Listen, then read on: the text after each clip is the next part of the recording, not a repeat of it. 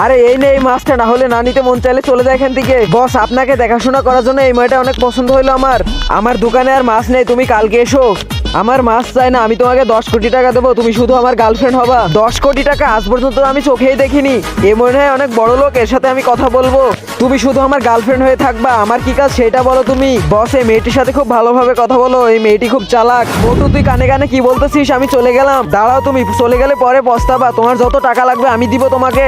আমি তোমার মতো মেয়ে আর কোথাও পাবো না, তুমি চলে যেও না। আচ্ছা ঠিক আছে, আমি তোমার গার্লফ্রেন্ড হয়ে যাব, কিন্তু তোমাকে আমায় বিয়ে করতে হবে। তুমি টেনশন কেন করতেছো? আমার কাছে অনেক টাকা আছে, তুমি শুধু আমাকে বিয়ে করে নাও, তোমাকে আমি রানী করে রাখবো। চল ভাগ এখান থেকে মোটু। আরে চলো জানো, আমরা এখান থেকে চলে যাই।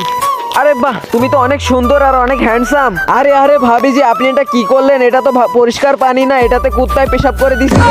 এ নাও জানি, তুমি ফুলের সুগন্ধ নাও। আরে আরে তুমি এটা সরা তাড়াতাড়ি। আরে ভাবি যে এটা তুমি কি করলে? বসের তো ফুলে অ্যালার্জি আছে।